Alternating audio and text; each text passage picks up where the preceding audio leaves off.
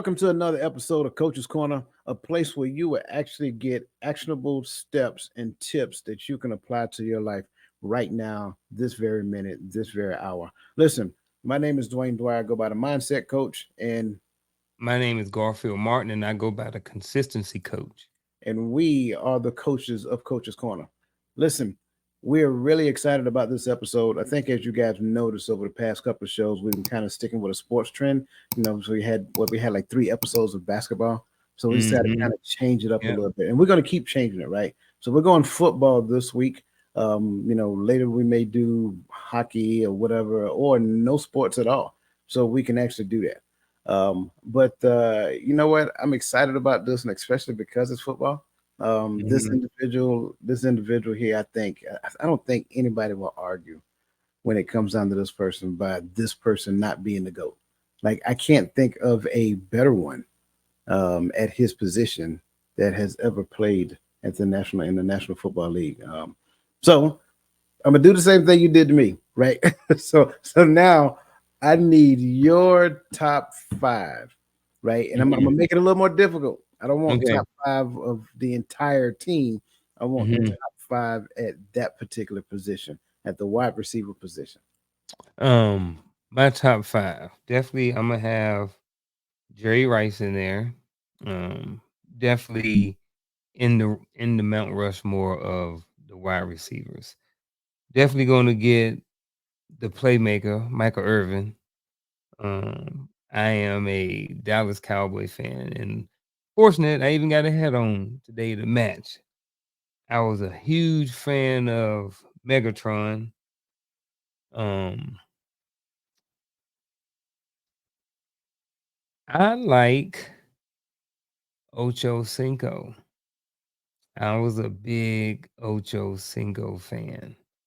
Um, those are four right there. To throw somebody else in there, I'm kind of looking because I'm kind of looking at a tight end. Um, yeah, I'm gonna go with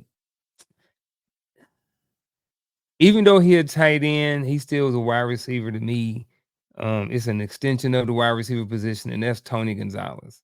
I was a big Tony Gonzalez fan, so those have to be my top five. I've never been asked that question before. I've never really thought about it before, so kind of had to think, and I'm sure I probably missed some, but the people who I know that I like, which is Yeah, Megatron, Jerry Rice, and Michael Irvin, they was gonna definitely be on there. yeah, So, man. but Yeah, yeah, I'm yeah, I'm that's I'm mine. I'm, I'm liking a lot of your players. I do Mhm. Tony Gonzalez as a tight end. I think he was one of those kind of hybrid before. I mean, big guy. Don't get me wrong. Mhm. Not just in height, but as far as girth as well. So he could do it all. He could block. He could run routes. Sometimes he would outrun some of the coverage. And then he had that wingspan because he played basketball as well. Yeah, My yeah. five wide receivers, and just to be honest, I didn't even think about the question until just now. Mhm.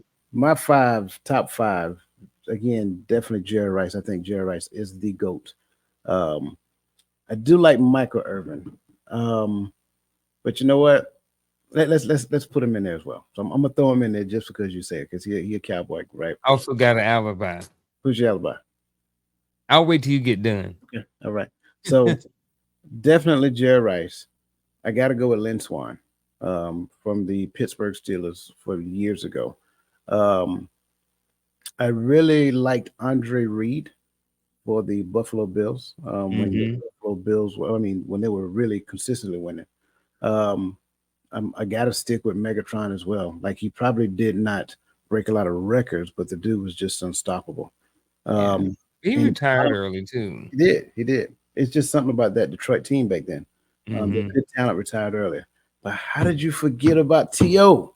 Bruh, look, I've got it on there. That's my That was alibi. your That's alibi? my alibi. Yeah, right there, T.O. Yeah, man. I, I, Yep. I got to say, Terrell Owens, man, without a doubt, is probably one of the. Um, I think he was probably one of the most talented wide receivers to ever play the game. The Mhm. dude was just a freak of nature, just a phenomenal athlete. I mean, he would work out. I mean, between him and Chad Johnson, Chad Ochocinco, right? Yeah, Yeah, that's how yeah, we first was introduced to him. right. Like their workout ethics was just crazy. Speaking of that, Mhm, that is a great segue into who we're talking about today, which is Jerry Rice. And again, mhm. it's not that we're going to do a whole bunch of talking about their football accolades, even though the accolades is just off the charts. But we're going to kind of look at what they did and how we imagine him getting to the place of just excellency under his own right. So I just want to start off first. Like, like just off the top of your head? I'm just kind of curious. What do you know about Jared? Well, first of all, you know he is Ken's cousin, right? Yeah. Yeah, Ken was telling me that a while back. But Mhm. what do you know about Jared Rice, if you don't mind me asking? I just know him from football, when I was younger and I think the first time I kinda got introduced to him, I think it was a San Francisco and Miami game. It might have been the Super Bowl. And I think that may have been the first time I kinda got introduced to Jerry Rice, but, I didn't follow him extensively and heavily because, he played for San Francisco and I was a Cowboy fan, but and I always knew who he was, just like I'm anti Washington Commanders or Redskins, for Hmm. those people who was around at that time. And I remember Gary Clark and Art Monk and all of those guys too. So I remember certain names, and you can't help but to not you can't forget about somebody like Jerry Rice. You know what I'm Yeah. saying? So I know that he spent a lot of time in that. He did 20 years in the league. He won some Super Bowls. A lot of people see him as the GOAT, the best um wide receiver of all times. Hmm. So I know a little bit about that and his stats. I think he was a 13-time like Pro Bowler. Like, so he was the man. You know what I mean? And Yeah. he was very talented, and he had a very successful career. Yeah, without a doubt. To me, I was shocked because again, back when I used to see him on TV every Sunday, I was shocked when I learned he went to Mississippi Valley. What is it, Mississippi Valley State? Um, and I was like, okay, all right. So he was, and I'm not saying that people before him didn't, but I think Mhm. he was one of the big names to where people really started looking at athletes coming out of HBCUs. And then Mhm. after that, you got Steve McNair coming out of Alcorn State, so forth and so on. But he went to Mississippi Valley State. And I think he came in the league like in '85 or something of that nature. Mhm. But 80s. then, yeah, in the '80s. It might have been earlier, but I think it's '85. And 85. yeah, the dude had almost 23,000 yards receiving. Mhm. Just think about that. 23,000 yards receiving. That's unheard of. Like almost 200 touchdowns, things of that nature. So, like you said, been in the league for, like you said, 20 years, 23,000 yards receiving. And that was at a different time. Like, it wasn't the 4,000 to 5,000 yard a year passing league that it is today. So No, he made that when passing was different. yeah, It was a they lot of ran run first. they ran a West Coast style offense, headed by Bill Walsh. I think that was Mhm. the first head coach. And so it was really a lot about distributing the ball to several people. They would, have people in the flats. You got your tight in the middle of the field, and you got your two wide receivers. Obviously, he was always that one that could be the home run threat, but so was John Taylor. And then a lot of times, what you'll find is that when you got somebody as good as Jerry Rice, they just make the other person better as well. It's kind of Mhm. like Michael Irvin, and on the other side was an Alvin. What was the other guy? Yeah, I don't remember off the top of my head. it'll come back to But me. I we did have Jay Novacek as a tight end Jay too. Novacek definitely at the tight end, but you had another wide receiver, and he was actually really good because of Michael Irvin. Mhm. That's the point that I'm looking at, to where a person as good as a Jerry Rice, a person as good as an Andre Reed, a person as good as a Michael Irvin. What is it about those individuals, in your opinion, that make the other people that play with them better? I think a lot of things can be I think a lot of things can be contagious, and I think you can have a cancer on the team and it can bring the team down. And I think you can have somebody like um who's a really good example, Ray Lewis, right? You can have somebody like on a Ray Lewis on the team, and it, when you think about Ray Lewis, it almost sends chills down your spine because you think about how much of a motivator he was and stuff like that. So I think that when you're around greatness, when you're around someone like Jerry Rice who's successful, who is who's working hard, who's um like you said, he had 23,000 yards. So in order to do that, especially at that time, you have to do a lot of things behind the scenes. So when you're behind the scenes and you're working, you don't really give your teammates much of an excuse to not work out too. Because if Jerry Rice is the man and he's getting up at, I don't know, I'm just speaking right now. I don't know, but if he's getting up early in the morning, he's doing his thing, and I'm not, and I'm just like, well, if he's the greatest, he's the best player on the team, and if he's doing it, then I shouldn't be doing anything less than what he's doing. This is why he's so great. So at some point, not necessarily emulate him, but learn some of those positive behaviors and stuff like this. And then if we speaking from an X's and O's point of view, when you are great like that, you're going to draw double coverage. So that means somebody else is probably going to be open. There's going to be a hole in the zone, or someone is going to get less attention and someone else is going to be open. So Man, I'm listening to what you're saying, and I'm gonna tell you how what you're saying is so in line with reality. Like Jerry Rice had a workout routine because I used to Jerry Rice was one of my favorite football players, and I would watch specials on him when it would come on ESPN. He had a workout routine that was just monstrous. Like he would run this hill like every day. Like I mean, it's a ridiculous hill. He would run it. I mean, it was stories that he used to catch bricks, stuff like that. But then it got so much of a routine, consistency, right, for him that people would actually go there and run with him. So they would start trying to do his workout routine with him. So the dude had a workout regimen that was just like it was killer for that time. mhm. And it wasn't about heavy weightlifting and all kind of stuff like that. Sure, he had to lift weights to maintain durability, but it was more so about making sure that he has the stamina so that in the fourth quarter, right, when the defense is tired, he is still running like Forrest Gump.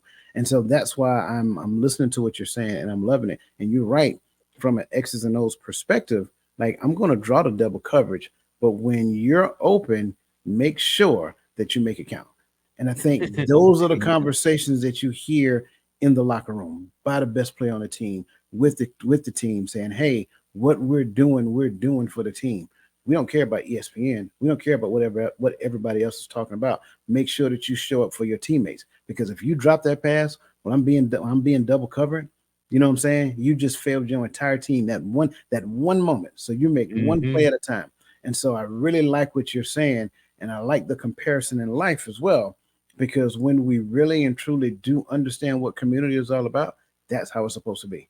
It's supposed to be what we're doing, not just in our personal lives, but what we're doing in our homes and what we're doing outside the doors of our house. It's not just for us. We got to show up for the community. We got to show up for the people who need us at that intersection in life that God the Father sets for us to be divinely connected. When we meet at that intersection, I need to be humble enough to say, "Hey, how can I help? What can I do? Or how can I pour into that person?" And I think that's really what that level of leadership is all about. But you got to have the right mindset when it comes down to that. So I really like your response. Um, in conjunction, I would also say that he had to have in his mind, it's almost like visualizing success. Like, think about it. Like coming out of college, Mississippi Valley State, right? Going to the Mhm. NFL. Um, great talent coming out of college, but then it's like, okay, I need to get out there and showcase what I can do for the team. But you have to kind of like visualize success in your mind. You can't go out there kind of like wishy washy. I think I can. I think I can. No, it can't be about I think I can at that point. You have to Not at that actually, level. not at that level. No, you actually have to see yourself doing the thing before it happens. I really do believe before every play, I think Jerry Rice probably like went through the play in his head, seeing what spot on the field he need to be at, imagining where he is going to catch the ball at. I think that's what leaders really do. I think that's what people who achieve greatness actually do. They visualize them being successful before they actually do it. And I'm not talking about a wish, right? Wish is me visualizing my success and then going and watching TV. You know what I'm Mm. saying? That's Yeah. wishing. But visualizing my success and then putting in the work to ensure that when that time happens, when that opportunity presents itself, I'm able to show up and deliver based upon the level of success that I want. Yeah. You you mentioned comparison a few minutes ago, and Jerry Rice did. He played for 20 years, and both of us did 20 years in the military as well.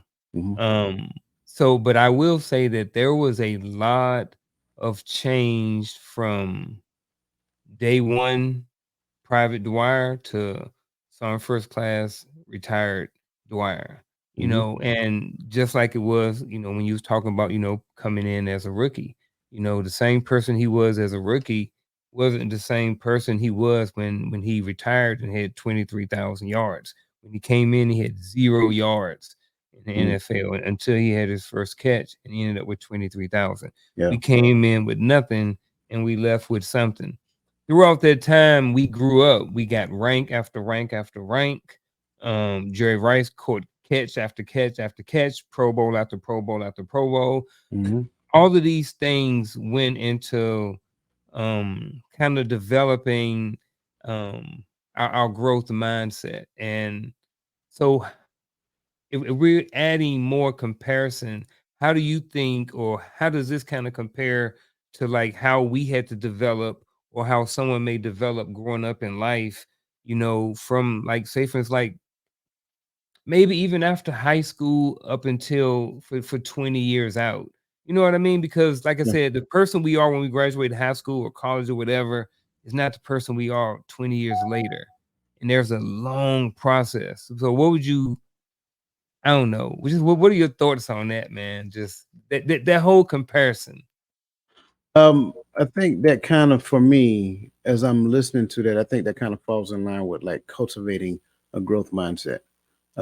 Because like you just said at first, when we first joined the military, it was all about, getting one point from point A to point B, being where you are on time, making sure that you like from a football perspective, being in your meetings, being at practice, being at the games, right? Being at workouts, so forth and so on.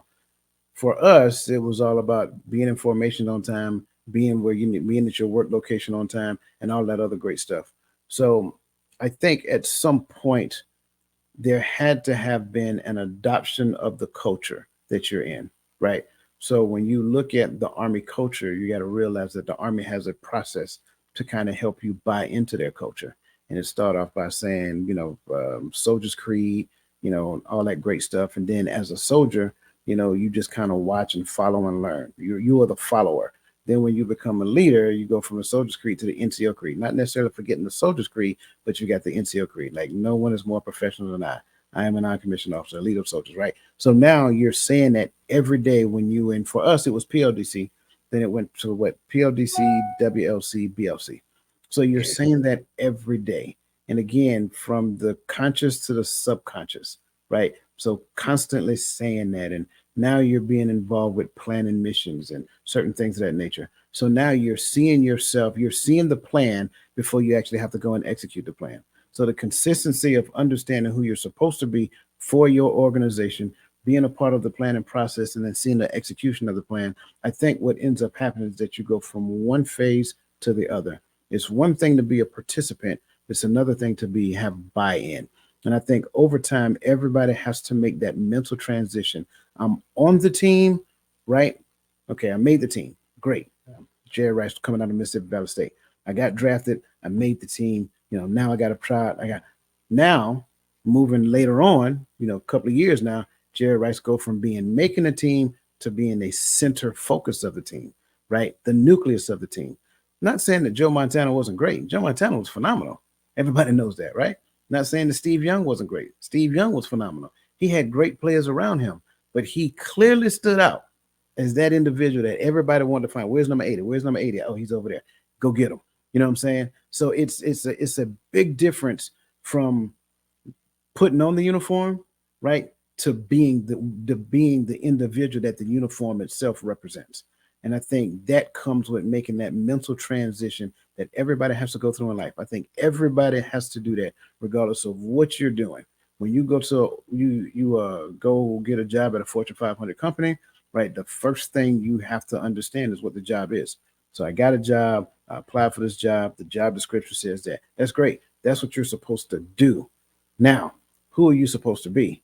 What's the organization mission? What's the core values? Core values is in essence who the character is supposed to represent. So be the person that represents these core values and do this job right here. And that's what that's gets you to the point of making that mental transition for buy-in. I can dig it. Um, when I'm looking at this question right here, I'm looking at one thing I think about is like something daily would be it's kind of similar to being open minded, but just being open to new information, almost like being um I guess almost like being curious, right? So I think that when you're curious about certain things, you you sometimes stumble upon new information. Mm. And when you get that new information, you can take that new information and you can attach it to other information that you already have. So like, for whatever reason, I listen to a lot of Joe Rogan podcasts. And the Mhm. reason being is because he has such a wide variety of people that come on to the show. You can have a boxer on there one day, you can have a fighter one day, you can have a comedian one day. Next, you're speaking to somebody who keeps bees. Next, you're talking to somebody who's an astrophysicist. So it's just because open-minded and because I'm still curious about new things and wanting to learn new things, I think that helps me cultivate a growth mindset. So I think, just being curious about new information is a good excuse me, is a good example of something that somebody could do on a daily basis to cultivate a growth mindset. Yeah, I am definitely agreeing with that. I think in phases. Okay. In the Mhm. beginning, I think some of the best things that we can do is recognize that we're a part of the team, right? Mhm. So if I'm a part of the team, my responsibility is to make sure that I don't let the team down by making sure that I do my part. From a football perspective, make sure you catch that pass when it comes your way, right? From Absolutely. an organizational standpoint, make sure that you meet your deadlines, make sure that you're where you need to be at, make sure that you're in every meeting. Those things. I think while doing those things, we look to leaders, like subordinate leaders within the organization. We got the CEO, we got senior management, and all kind of stuff like that. But who is the leader in my shop, right? Now, how long have they been doing this? Pay attention to how they do. You don't necessarily have to be like them, but there are certain things that you can actually model. You don't have to do it like they do it, but make sure that you model certain things because they have achieved a certain levels of success on the football field. I'm almost certain that when you look at it, the young Jerry Rice, rookie Jerry Rice, he was looking at people like the Joe Montanas. He was looking at the other players that have been on the team for years. It's not about playing football at that point. It's about being a part of the team. And I think what we need to recognize that we will always need somebody else to get to the next level. So when we start looking at these things, do what you're supposed to do.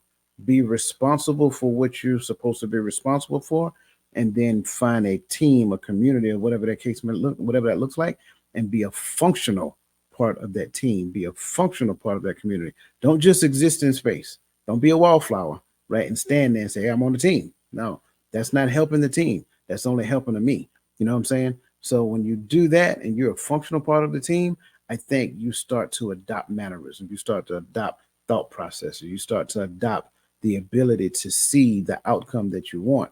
And then over the course of time, that's when you start seeing that mindset shift. And then eventually you start seeing that you're doing things different. Like you do things different this year than you did 10, 15, 20 years ago. So you did we both did 20 years. How did you do the 20 years mentally? You know what I Accident. mean? 'Cause it was By because accident. by accident. Explain. Because I know mine was by mine. If I'm thinking about it, was by accident too. But I probably can reach back and kind of look at some of the different phases I kind of went through. I guess I'll start off with I'll go first. Mhm. Um, I went in initially just to get away. So my mindset then was to get away, right?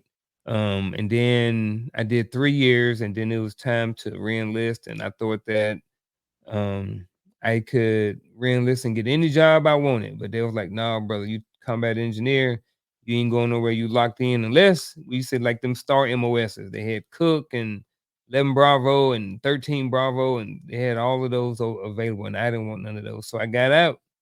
So my mindset had shifted then from getting away from whatever was going on in life at 18 years old, and then, had a kid, different things like that. So was back out here in the streets, not in the streets like doing. I was working, and I had a job, I had a family, had a wife and a child then.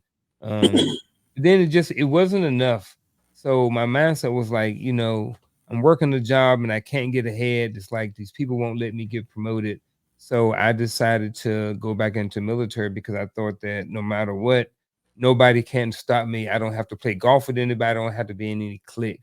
So my mindset then has shifted to now going and getting a job or learning a skill in the military and then transitioning back out of the military. So that was my mindset then. Mhm. So after I did that, I re-enlisted.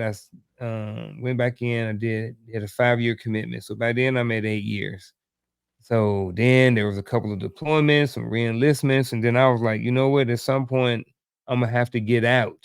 So how am I preparing myself for when that time comes when I get out? So I went to Yeah. school, thought the degree route was the way to go, and then did different things like that. So my mindset just over time shifted from getting away to eventually formulating a plan and then following through with the plan until I was able to retire after the 20 years. And I know it may be similar, it may be different for you, but a lot of times my mindset was just I was scared. I didn't know what to do if I got out, so I stayed in. I had a wife, I had kids, and it was like, okay, well, what I'm gonna do when I get out? Yeah. So fear was a lot of the mindset that kept me in the army for 20 years. Most of the 20 years, not the entire time. It eventually became to a point where I grew up a little bit and I understood that there was life after the military and I had to be prepared for it. And I'd heard the horror stories and stuff like that. So I didn't want to be on the wrong side of the coin once I got out. Yeah. It's my story is very similar, by the way. Um, I joined the army because my daddy told me not to. Yeah, Mm. just So you had a just rebellious mindset starting I off. had Let's it. I start there. had it. Listen, man, I was the most. I was stubborn. I was rebellious. If you tell me not to do a thing, I would do a thing just to prove to you I could do it. Um, Mhm. and he did 20 plus years, and he told me like when he got to the end of his career, he didn't like it. And he said, "Whatever you do, don't join the army." So what I do, I go join the army. Um, and to be honest with you, I actually had fun. The first, like, I mean, like really, like legitimately, I was one of the few people, and I don't think it's few, but I don't really hear a lot of people talk about it. Like, I actually enjoyed the training.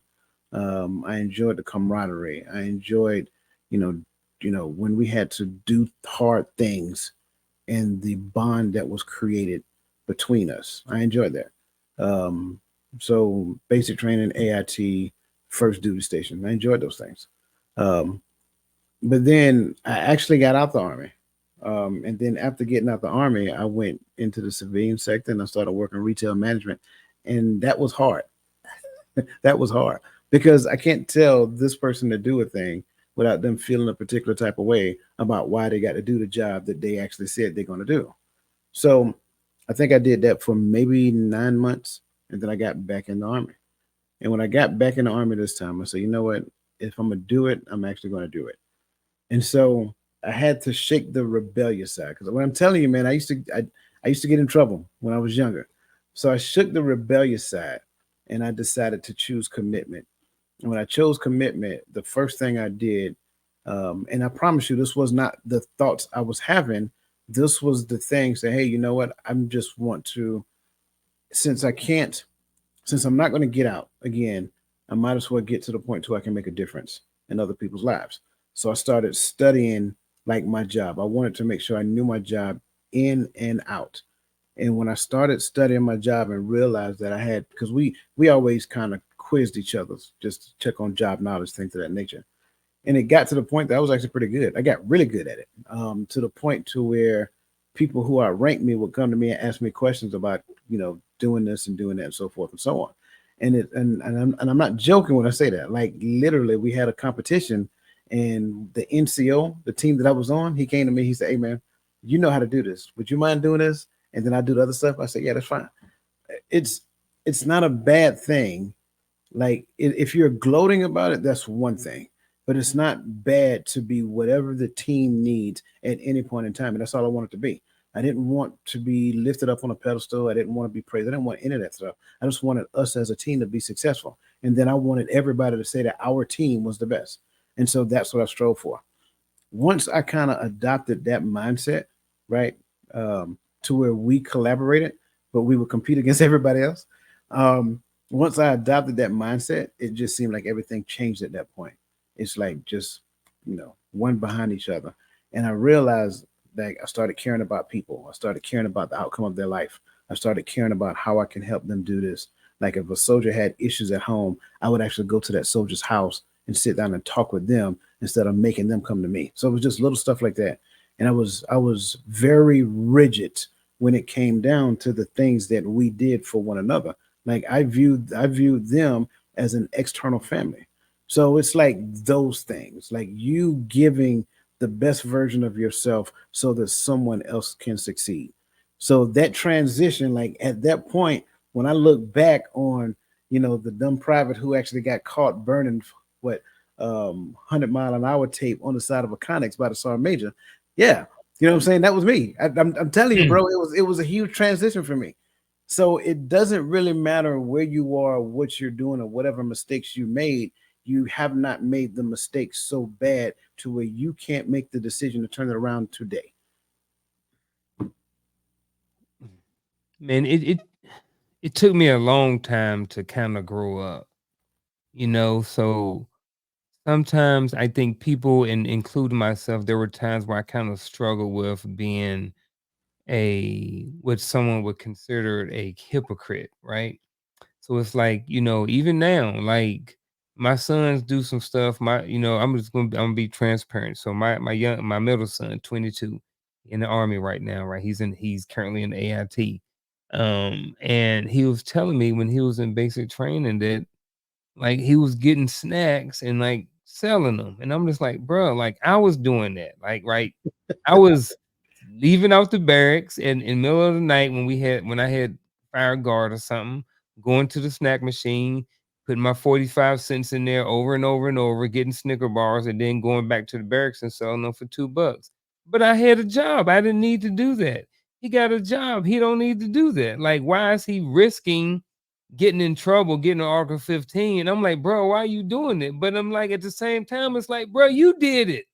So it's like, he has to develop his own mindset as he gets older, but it's like me at some time, I'm just like, bro, look, you ain't got to like listen, you ain't got to go and do all of this. And I think sometimes for parents, sometimes I think we struggle with that mindset, of, when it comes to our children and stuff like that, because we forget sometimes that our minds used to think a lot similar to what they used to. But and the reason why, like, they're not, my son is not 48. My son is 22.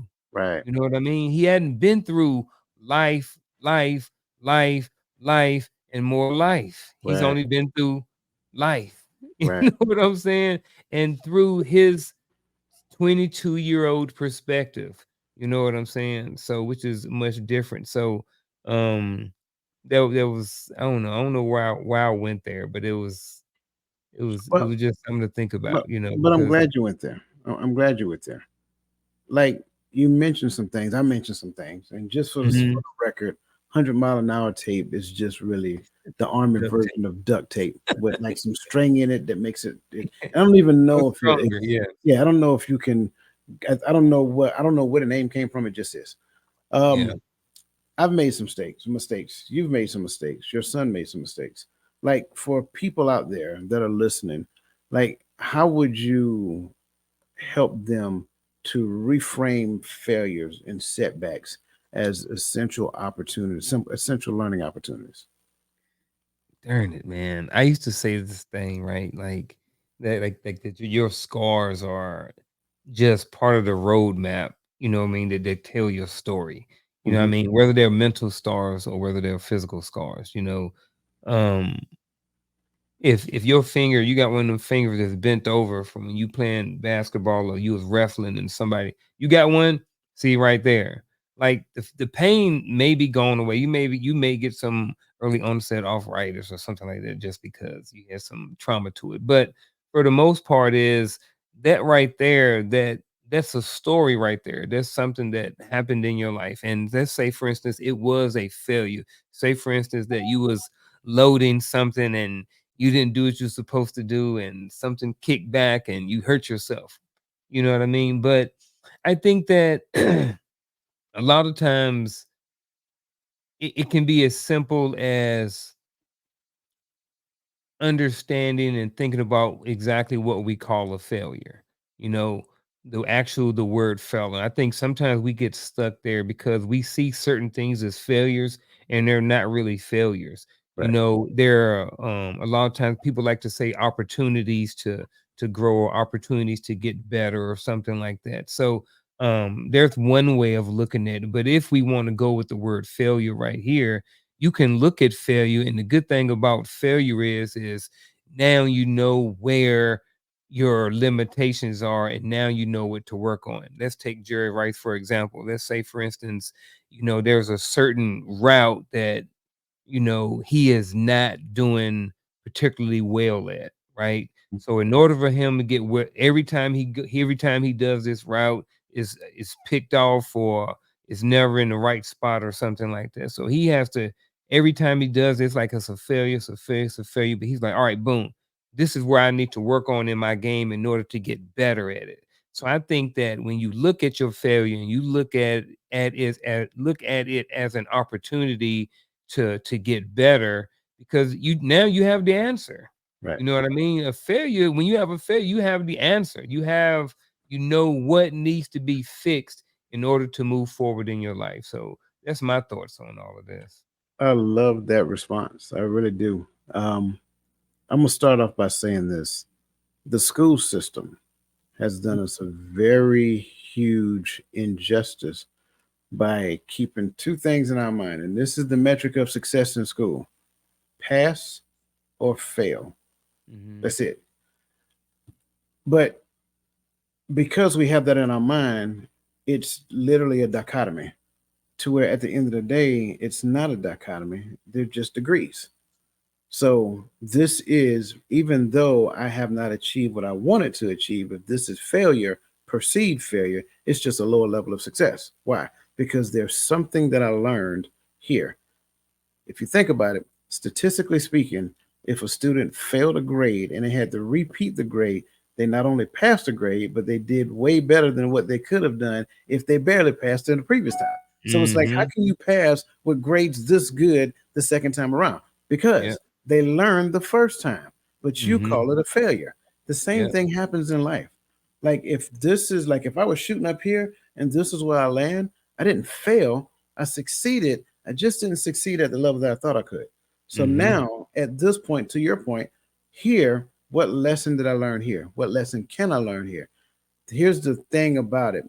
When we're on the wrong side of a mindset, we're going to blame all of the external factors about why I'm here. When I'm on the right side of the mindset, all of the factors about why I'm here is internal. So instead of blaming Garfield, he teach too hard.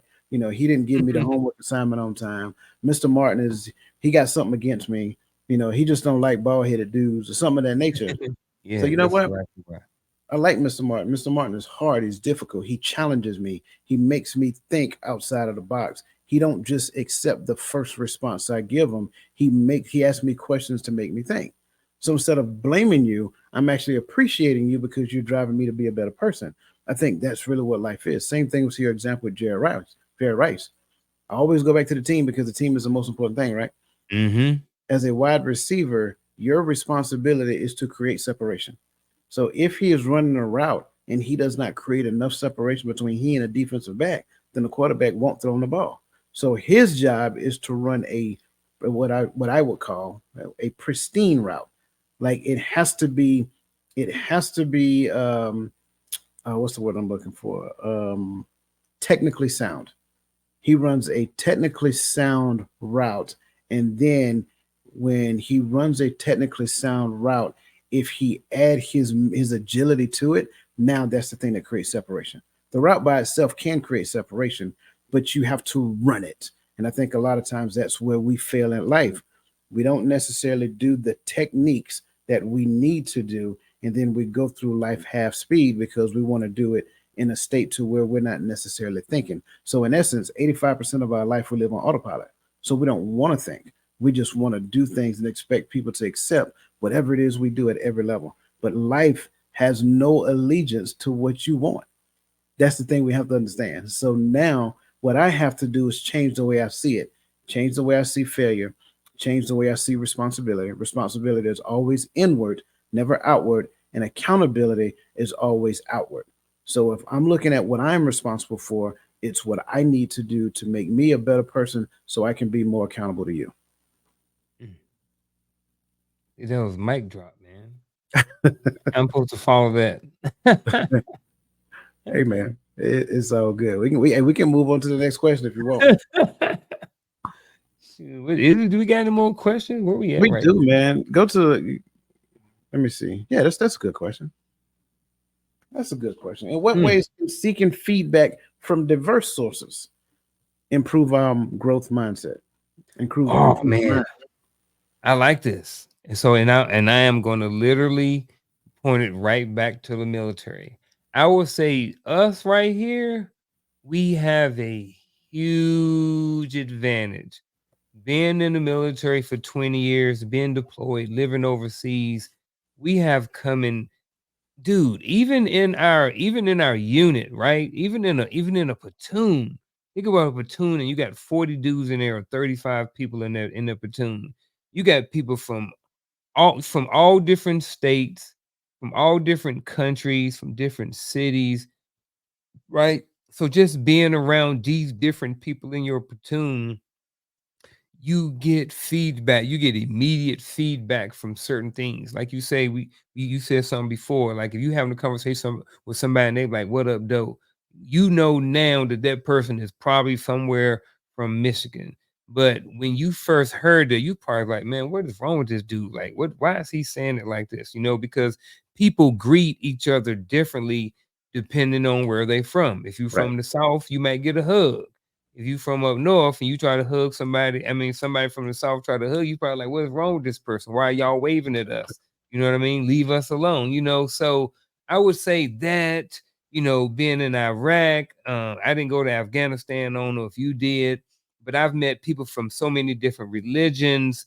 I've met people from in Native American, I've met people from in Korea. Like, I think getting that feedback and interacting with so many people gave us such a huge leg up on the average person in the United States. So even in the world. So when I was young and I heard people talking about traveling and how people say, I want somebody who's well traveled. I understand that now. Hmm. Just being around so many different diverse types of people, we have a huge leg up. So to this question, you know, in what ways can seeking feedback from diverse sources improve my growth mindset? It just I can't explain it, man. It's just everything I just said for Yeah. the most part, man. It's just like I can talk to so many different types of people. I can go into so many different rooms and fit in, or you know what I mean, or not necessarily fit in, but what's the word I'm looking for? Um, I can be a part of the conversation, right? So we can go over here and we can talk about the military. I can be part of this conversation. We can go over here. We can talk about college football. I can go over here and we can talk about that. We can go over and talk about RC cars. Let's talk about that. We can go over here and talk about cameras. I can talk about this. We can go over and talk about this religion. I can talk about that. We can go over and talk about this religion. So I think what it is, it allows you to have a more open mind and to just learn more and to just know more. And when you know more, you can do more. You can just, man, you can be in a lot more different spaces. You know what I Yeah. mean? Like I can go to Yeah. the hood, not all the hoods, but I can go to the north part of town, to the suburbs, and fit in over there too. You know what I mean? So I think it just helps you be a lot more flexible in life. And I think it also can at some point can also help create more opportunities for you in life. Yeah. I like that. I really like your response. I had a thing when I was in the army, and I used to tell all my NCOs this because some would ask me certain questions about me, my leadership style, how can they do this or whatever the case may be. And I would always pause when I felt they were asking, how can they emulate me? I don't want you to emulate me, right? And I think too many times that's where some people feel that the older generation is trying to do to the younger generation. And there are some members of the younger generation of the older generation that really feel that the younger generation needs to do things like we did. But this is what I would tell them. I say the beautiful thing about what we do is that throughout your entire military career, you're going to encounter different types of leaders from all walks of life. You're going to have black, white, Hispanic, Asian. It doesn't matter. The best part about these different groups of people, not just those four that I named, is that there is a school of knowledge that exists with each of them. Sure, you got the military, and everybody has a military school of knowledge, but this person was raised in South Carolina. This person was raised in Georgia. This person was raised in California, right? So now you're looking at not just the schools that the Army gave you, you're looking at the education system that they grew up in. And some of us grew up in a very poor education system that didn't really afford you the opportunity to see what other educations did for other people. So the beauty of that is even though the system sits a particular type of way, as you encounter these leaders, you can take bits and pieces from each leader that you meet, put it in a pot, mix it up, throw it in the air, walk up on it, and let it fall on you. And now that becomes you as a leader once you tie it together with your personality. Your personality is the bond of every encounter that you have. So make sure that you learn from them or learn of them.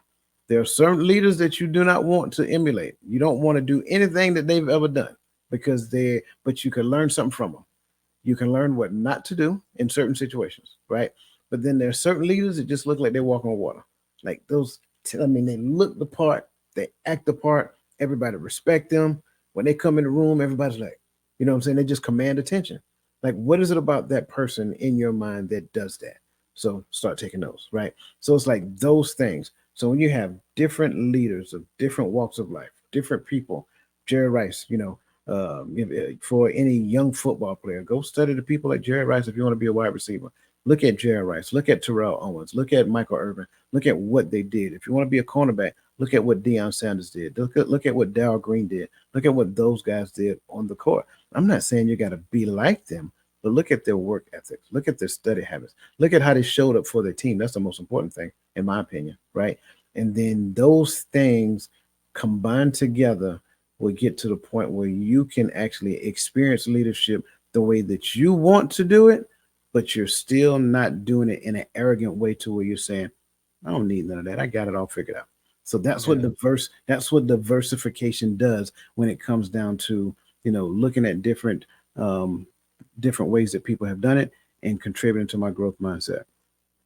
Yeah, I have a just an alibi. I think it also where it helps improve your growth mindset is that, just being exposed to all these different types of people, it let me see how different we are, Hmm. but at the same time, how much alike we are too. Yep. You know what I mean? And I think at the end of the day, we all kind of sort of want the same things in life. We just want to be happy, kids to go to nice school. You know what I mean? Everybody wants the same thing for the most part.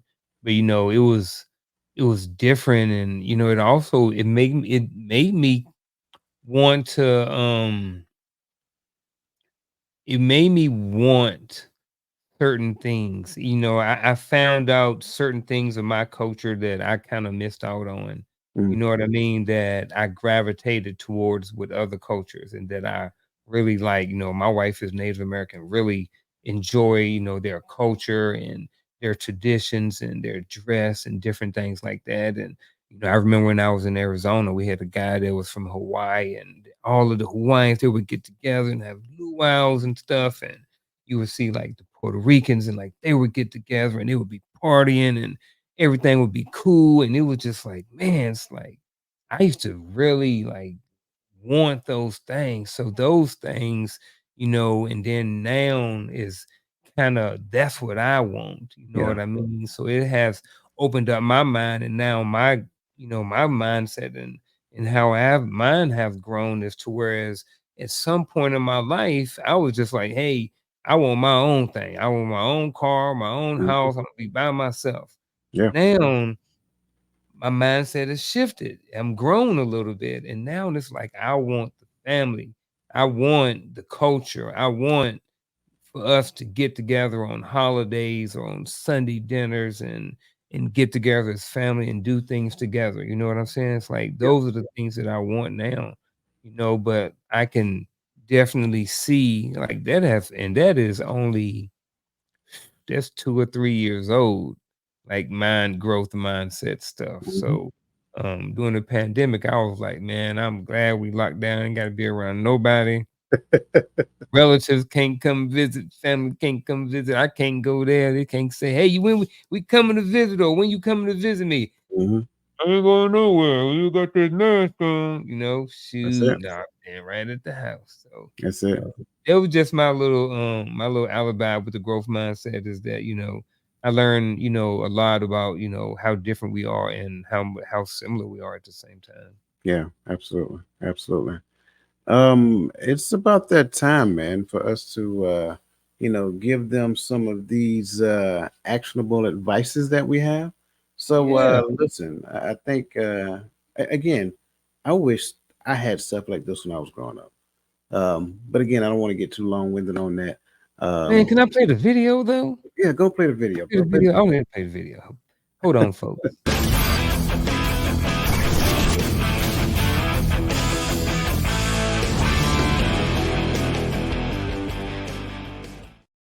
'Cause let's be real, man. We work hard behind the stage sometime. You know what I'm We saying? do, And we do, we do.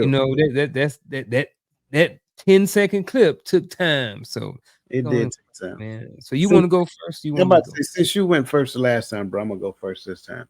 And I want to again, this to me, I want to keep it simple, right? We're talking about a growth mindset, and I like the fact that we ended off with the diversification concept, right? Again, for me, I have more than one mentor. And so I want to start off by saying if you believe that you cannot learn anything from the older generation, get out of that mindset.